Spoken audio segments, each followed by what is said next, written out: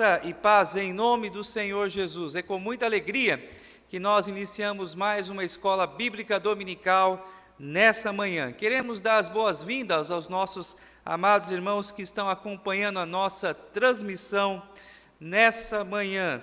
Que o Senhor Deus possa abençoar grandemente as nossas vidas. Baixe sua cabeça, feche seus olhos. Vamos falar com Deus nesse momento. Vamos pedir ao Senhor que nos dê a compreensão correta da sua palavra. Oremos. Pai, graças nós te damos, Senhor, por mais um dia de vida que o Senhor nos concede. E agora, ó Pai, que estudaremos a tua palavra, seja sobre nós, ó Deus, a tua graça, fala, Senhor, ao nosso coração.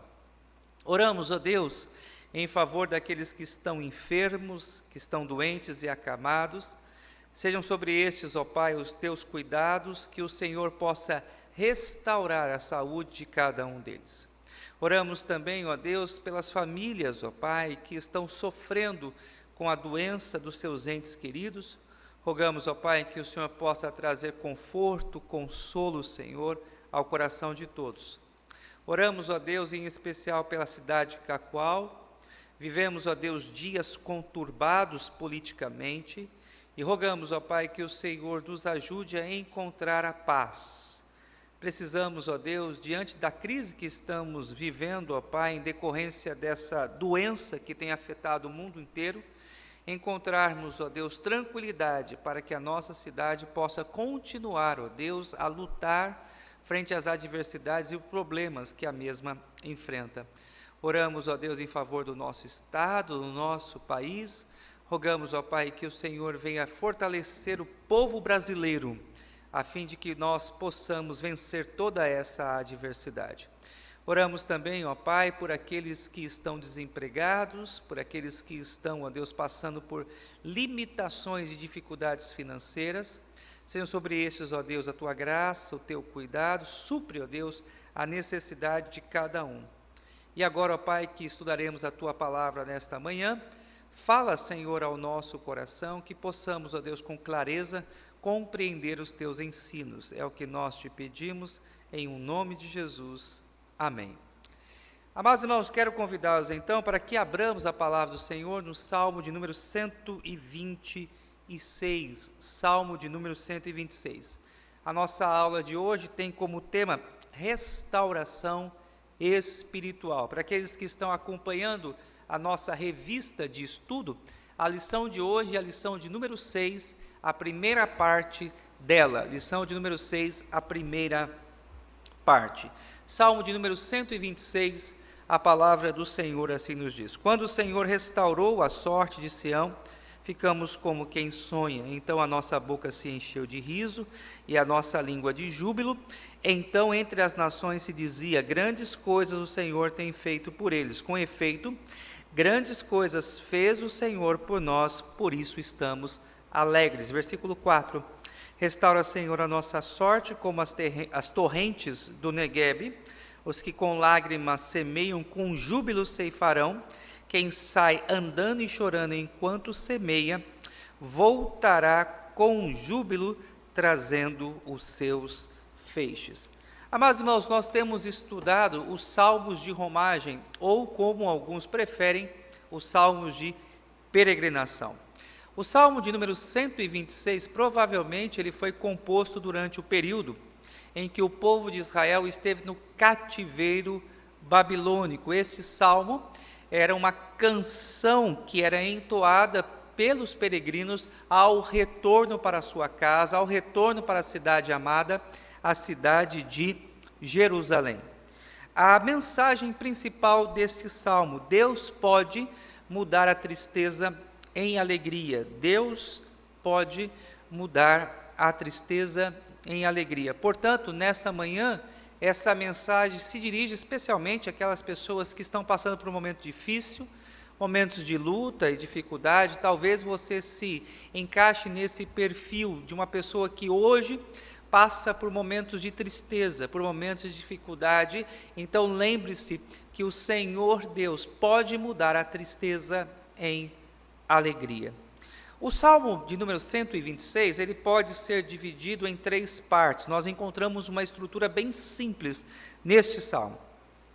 Nos versículos de 1 a 3, nós podemos falar sobre o passado de alegria, referente à história de Israel.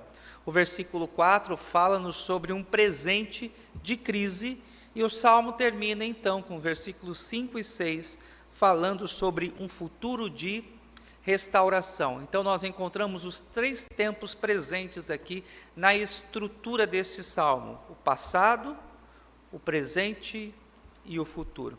Então, amados irmãos, iniciemos a exposição desse Salmo fazendo aqui algumas considerações sobre o passado de alegria na história de Israel. Versículo 1, por favor, acompanhe a leitura.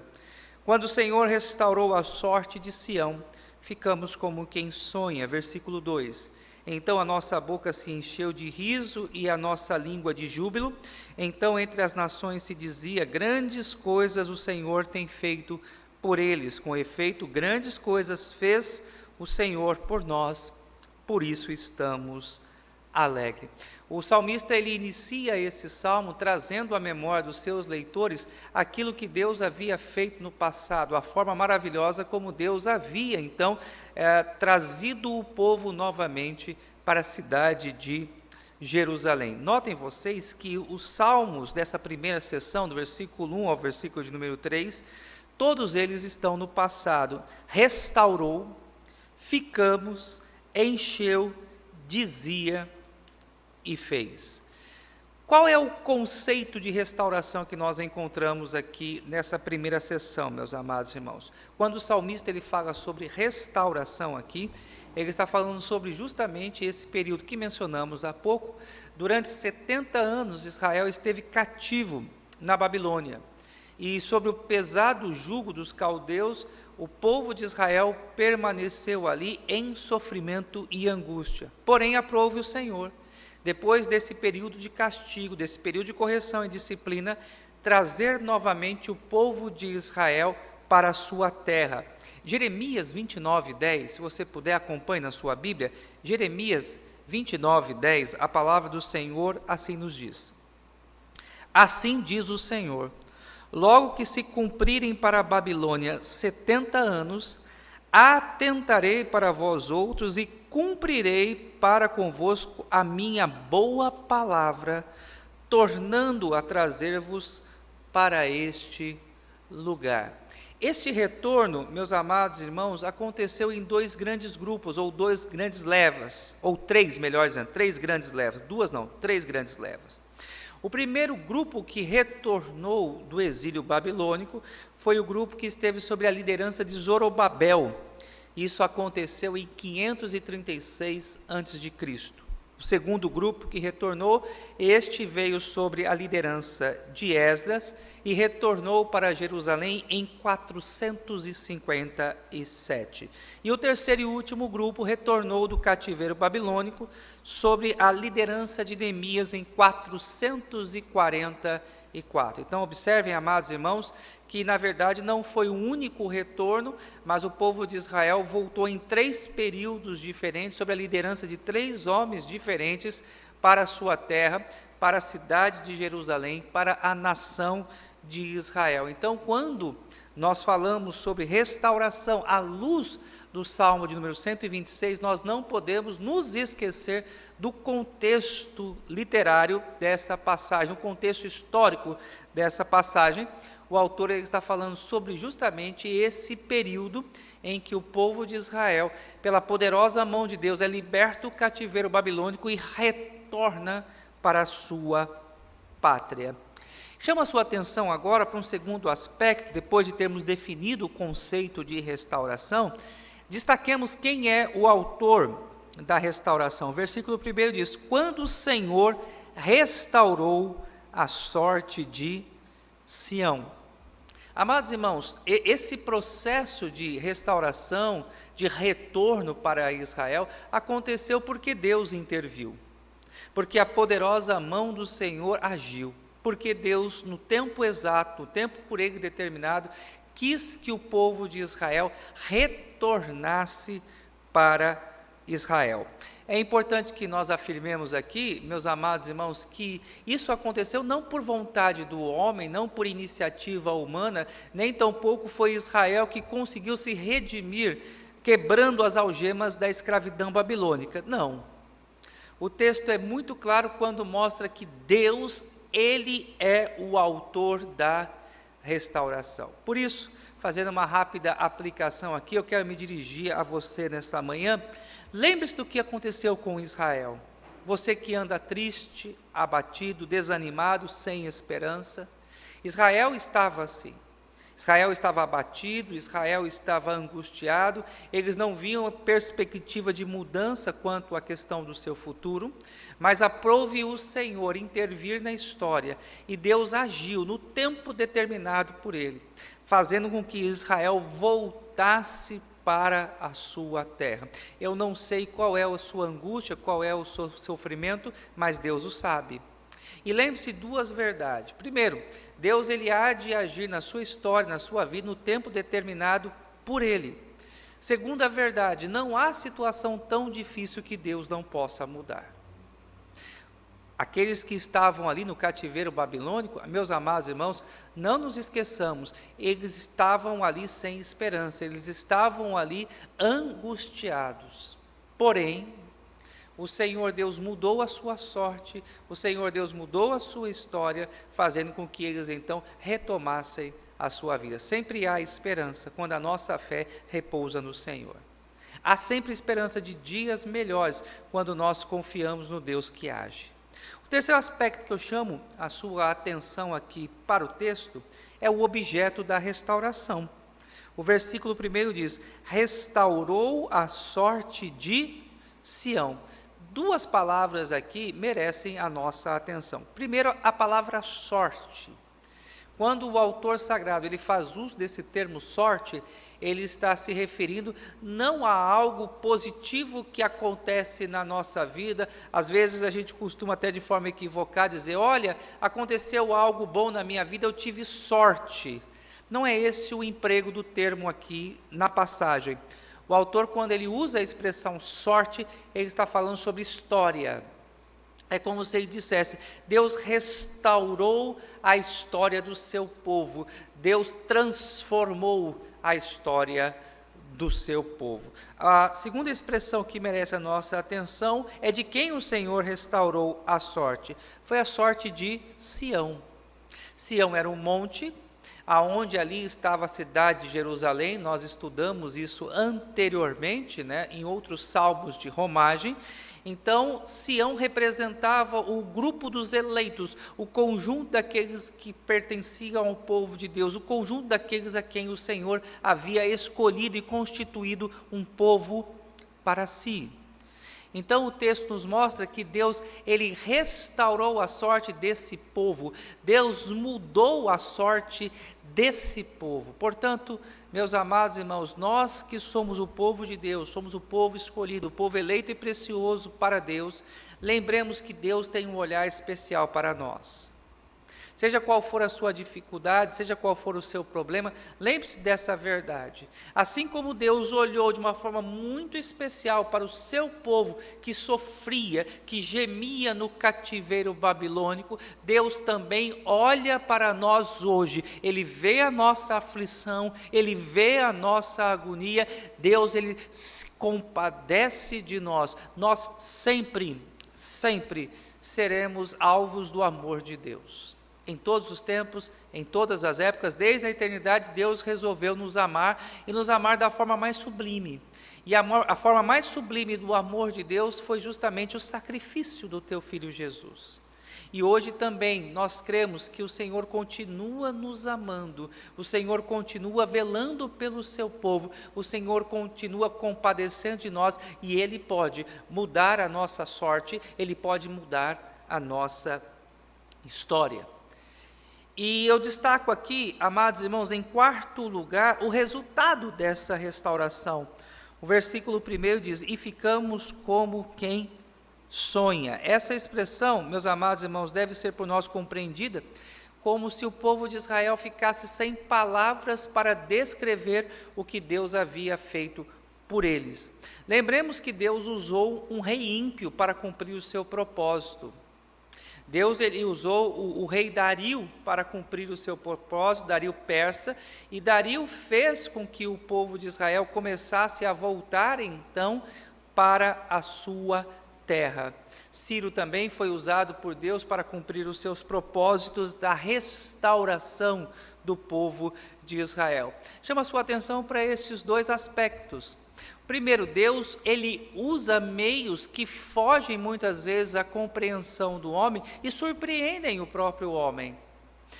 Quem poderia ali em Israel imaginar que Deus usaria um rei ímpio, um rei pagão, para que este rei fosse seu instrumento para a restauração do povo de Israel, para que este rei abatesse o rei da Babilônia, fazendo então com que Israel voltasse para a sua terra. Meus amados irmãos, Deus é surpreendente. Ele age de muitas formas que nós não podemos nem compreender e nem mensurar o agir de Deus. Segunda questão que eu destaco quando a gente fala sobre essa experiência do povo de Israel, o livramento vem muitas vezes de onde a gente nem imagina. Talvez você olhando a sua condição, olhando a sua estrutura, o momento em que você vive, você não consegue vislumbrar de onde virá a sua restauração, de onde virá o seu livramento.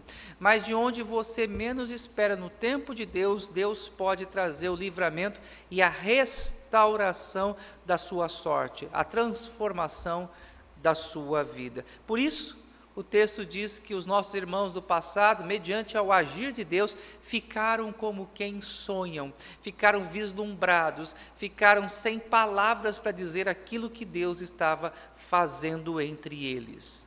E aqui eu termino essa nossa primeira parte sobre um passado de alegria, o testemunho do povo de Israel. O versículo 2 e 3 dizia: Então entre as nações se dizia, grandes coisas o Senhor tem feito por eles. Com efeito, grandes coisas fez o Senhor por nós, por isso estamos alegres. Então o povo de Israel começou então a declarar aquilo que Deus havia feito. Eles começaram então a proclamar a bondade de Deus. E quando as outras nações viam aquilo que Deus havia feito em Israel, eles mesmos testemunhavam o agir de Deus entre o povo da aliança. Há um aspecto aqui, meus amados irmãos, importante e uma lição valiosa para nós hoje. Nós precisamos retomar a prática do testemunho. Nós não podemos ser acanhados. Nós não podemos ficar com medo ou com vergonha de declarar aquilo que Deus tem feito em nossa vida. Considere quantas oportunidades você já perdeu de falar sobre aquilo que Deus tem feito na sua vida. O cuidado de Deus, a proteção do Senhor e principalmente testemunhar da maior obra que Deus já fez na sua vida, que é a salvação em Cristo Jesus. Declare a todos, declare aos seus amigos, declare aos seus familiares, declare aquilo que Deus tem feito em sua vida. Não cerre os seus lábios. Não deixe de anunciar as verdades gloriosas do Senhor, o agir do Senhor em sua vida. Era assim que Israel fazia. E o objetivo da igreja hoje é fazer com que o nome do Senhor seja conhecido entre todos os povos. E nós o fazemos pela pregação do Evangelho e testemunhando também o agir de Deus em nossas vidas. Proclame com alegria os grandes feitos do Senhor na sua casa.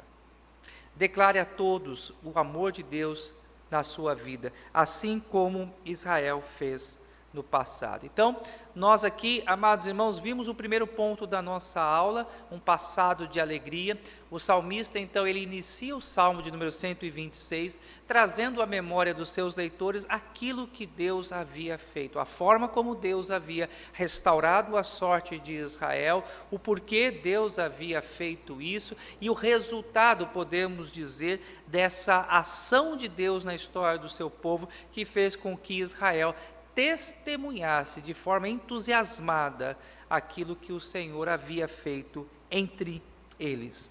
Mas nós apontamos agora, na segunda parte da nossa aula, um presente de crise que Israel vivia. Vejam vocês o versículo de número 4, que nós encontramos uma oração, uma petição: restaura, Senhor, a nossa sorte, como as torrentes do Neguebe. O salmista, ele olha para o passado, e ele viu como Deus havia mudado a sorte do seu povo no passado, e agora, diante da crise do presente, diante da angústia do presente, ele clama ao Senhor, ele ora ao Senhor dizendo: Senhor, restaura a nossa sorte. É como se ele dissesse: da mesma forma, Senhor, que tu agiste no passado, da mesma forma que o Senhor, de forma extraordinária e estrondosa, tirou-nos do cativeiro babilônico, agora, Senhor, diante da realidade que nós vivemos, restaura, Senhor, a nossa sorte. Para que nós possamos compreender, amados irmãos, acerca da realidade que Israel vivia, é de suma importância que nós consideremos o que diz Neemias, capítulo 1, versículos de 1 a 3. Neemias 1, de 1 a 3. A palavra do Senhor nesse texto nos diz: as palavras de Neemias, filho de Acalias, no mês de Quisleu, no ano 20º, estando eu na cidade de Suzã, veio Anani, um dos meus irmãos, com alguns de Judá. Então lhes perguntei pelos judeus que escaparam e que não foram levados para o exílio, e acerca de Jerusalém, como estava a cidade. Disseram então a Neemias, foi essa a resposta que ele obteve: os restantes que não foram levados para o exílio, que se acham lá na província, estão em grande miséria e desprezo. Os muros de Jerusalém estão derribados e as suas portas queimadas. É diante desse quadro, então, meus amados irmãos, que se encontravam aqueles que voltaram do exílio. Em grande miséria, em grande desprezo, a cidade santa, Jerusalém, havia sido destruída, seus muros derrubados, as suas portas queimadas, suas plantações também haviam sido destruídas, as casas haviam também sido queimadas e arrasadas. Esta era a condição, meus amados irmãos, que se encontrava o território de Israel, quando esses ex-exilados voltam para a sua casa. Eu quero destacar aqui, amados irmãos, nesse segundo ponto, 3 verdades importantes. Primeiro, só o Senhor pode trazer a restauração. Vejam que o salmista, ele busca quem? A Deus. Restaura, Senhor. Da mesma forma como Deus havia agido no passado, o salmista, ele tinha plena convicção que Deus também poderia agir no seu presente. E é assim também que nós devemos, meus amados irmãos, lidarmos diante das realidades, das angústias, das intempéries que muitas vezes cercam a nossa existência e perturbam a nossa alma. Lembre-se do que Deus já fez por você. Lembre-se da forma como Deus cuidou de você no passado. Lembre-se do agir do Senhor na sua história. Quantas e quantas situações difíceis o Senhor Deus se fez presente na sua vida. E agora, diante desta verdade, ore aos céus, clame ao Senhor, declare com fé: Senhor, restaura a minha sorte. Muitas vezes, nós preferimos buscar outros tipos de ajudas. Preferimos muitas vezes a recorrermos a outros meios, a procurarmos dar ouvidos a conselhos de homens, e muitas vezes homens ímpios, e nós esquecemos de que toda a nossa tratativa, mediante uma situação problemática, deve começar pelos joelhos no chão, clamando ao Senhor, boca no pó, suplicando pelo auxílio divino. Nunca se esqueça disso, que o teu livramento, o teu socorro, ele virá do Senhor. Restaura, Senhor, a sorte do teu povo, restaura, Senhor, a história da tua igreja. Outra questão importante que eu e você precisamos atentar aqui, é que o Senhor, ele pode mudar, seja qual for o quadro. O salmista diz: Senhor, restaura a nossa sorte, restaura a nossa história. Lembra que nós definimos o conceito de sorte anteriormente? E sorte aqui significa história, trajetória. E a oração do salmista, o clamor do autor dessa passagem é justamente esse: Senhor, muda a minha sorte, reverte, Senhor, esta condição. Não permita, ó Pai, que continuemos no opróbrio, na vergonha, na humilhação, na miséria, no desprezo. Essa é a súplica do salmista. E da mesma forma eu e você também devemos orar aos céus, clamando ao Senhor: muda, Senhor, a minha história, Senhor, muda a minha vida. O Senhor tem visto quantos e quanto tempo eu tenho sofrido, quantos e quantos anos eu tenho andado angustiado. Talvez seja essa a sua realidade. Mas não perca a fé, não perca a esperança. Deus, Ele pode mudar a sua história, Deus pode reverter o seu quadro de sofrimento. Lembre-se dessa gloriosa verdade. E aqui, terceiro e último lugar, para terminarmos esse segundo ponto, a mudança ela pode ser, meus amados irmãos, surpreendente. Lembre-se disso, a mudança pode ser surpreendente. O final do versículo 4 diz: como as torrentes no Neguebe. O Neguebe era um deserto, uma terra árida, uma terra seca, que durante boa parte do ano ficava sem vida. Porém, com o digelar das montanhas ao norte do Neguebe, uma forte corrente de água vinha e praticamente havia ali um rio, que vindo das regiões geladas por causa do degelo, vinha aquela água e trazia vida para aquela região do Neguebe. E este movimento, meus amados irmãos, era um movimento surpreendente, porque em poucos instantes, poucos minutos, aquele mover de água vinha e começava ali então uma transformação quase que imediata de toda aquela região. Aquilo que era deserto por causa da água passa a ter vida.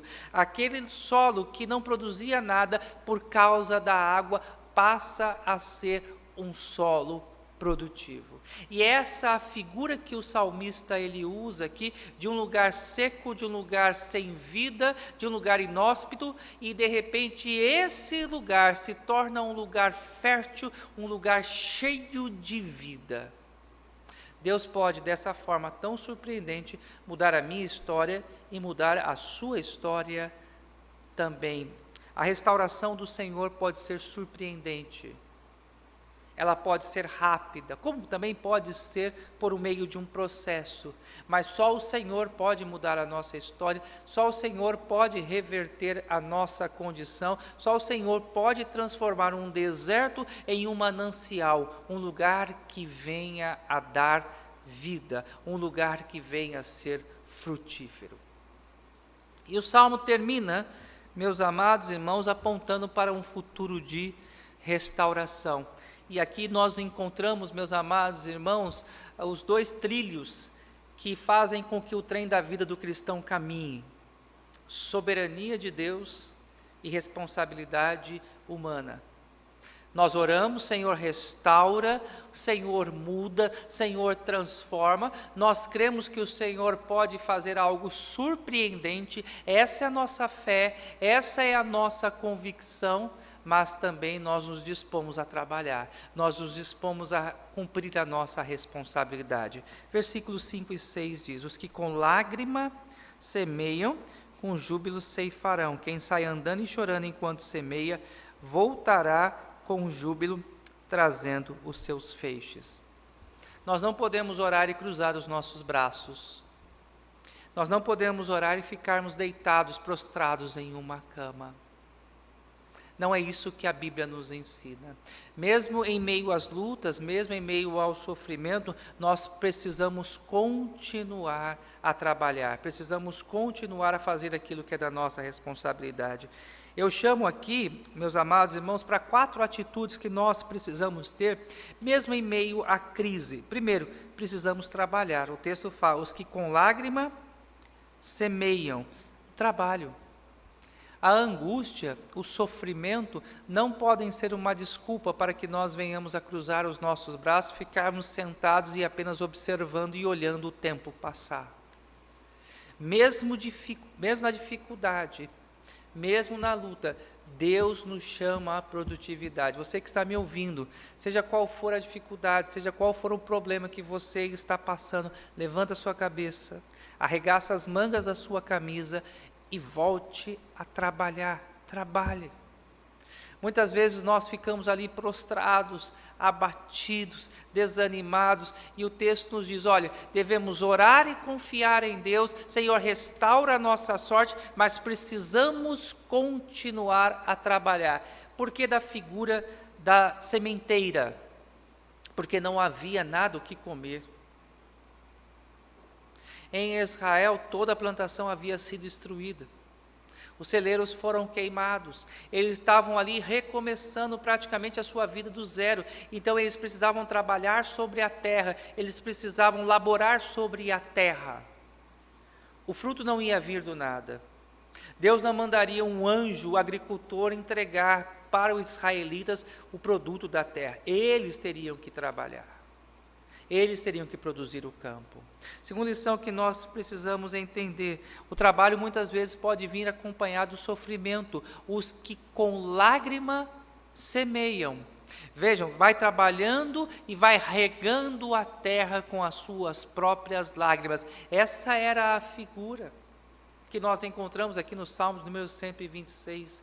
É como se o salmista dissesse, irmãos, vamos trabalhar, está difícil, nós olhamos, nós não enxergamos nada à nossa frente, mas nós precisamos fazer aquilo que é de nossa responsabilidade. Sabendo que Deus abençoa o trabalho, que Deus honra aqueles que de forma honesta procedem, mesmo na dificuldade, mesmo na angústia, mesmo chorando, não deixe de cumprir as suas responsabilidades, trabalhe. Tenha determinação. O texto fala quem sai andando e chorando enquanto semeia. O salmista ensina que as nossas lutas e as nossas dificuldades não podem roubar de nós a determinação. Perdão. O firme propósito, meus amados irmãos, de cumprirmos aquilo que está em nossas mãos fazer.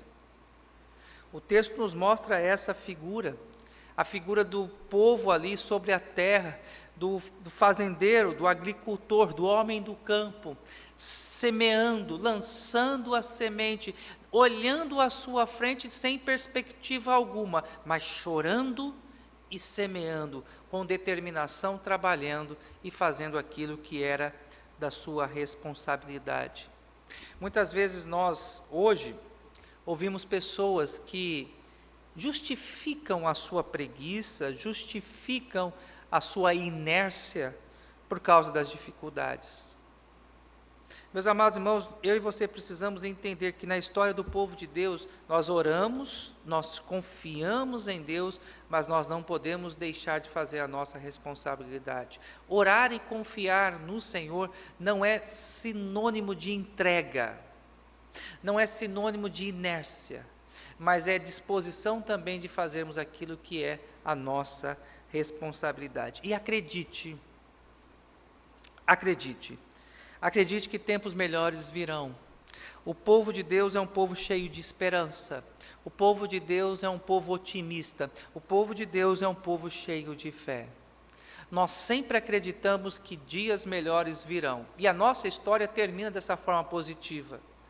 Porque a nossa história tem um final feliz quando nós voltarmos para a nossa Jerusalém celestial, adentrando os portões celestiais, ali no novo céu e na nova terra, nós teremos um futuro promissor, um futuro feliz por toda a eternidade. Mas enquanto nós estamos aqui no presente, nós não podemos perder a esperança. Não podemos permitir que nos assaltem a fé, o acreditar que as coisas podem ser melhores. Portanto, se você nessa manhã tem perdido a fé, a esperança, tem estado abatido, desanimado e inerte, levante sua cabeça, erga-se da sua cama, volte a fazer aquilo que é da sua responsabilidade, creia no Senhor, ore ao Senhor, confie no Senhor, sabendo que Deus pode mudar a sua história. Nós essa manhã vimos o Salmo de número 126 e vimos 3 momentos da história do povo de Deus, um passado de alegria, um presente de crise e um futuro de restauração. Com o olhar nesses 3 tempos, que Deus nos ajude a caminhar conforme a sua vontade. Vamos orar? Você que está me acompanhando agora em casa, baixe sua cabeça, feche seus olhos, vamos falar com Deus. Pai, renova, Senhor, a nossa fé, a nossa esperança. Não permita, Senhor, que nós sejamos tomados pelo pessimismo, pelo negativismo, mas que antes, ó Pai, nós possamos constantemente descansar no Senhor e fazer aquilo que é da nossa responsabilidade. Oramos, ó Deus, mais uma vez pela Tua igreja, pelo Teu povo. Clamamos, ó Pai, por aqueles que estão aflitos. Senhor, renova as forças nessa manhã. E prepara, ó Pai, o nosso coração, para que logo mais à noite estejamos na Tua casa, com o intuito de louvarmos o Teu nome e ouvirmos a Tua palavra. Seja sobre nós, ó Deus, a Tua graça e abençoa-nos, ó Pai, grandemente, em o nome de Jesus. Amém.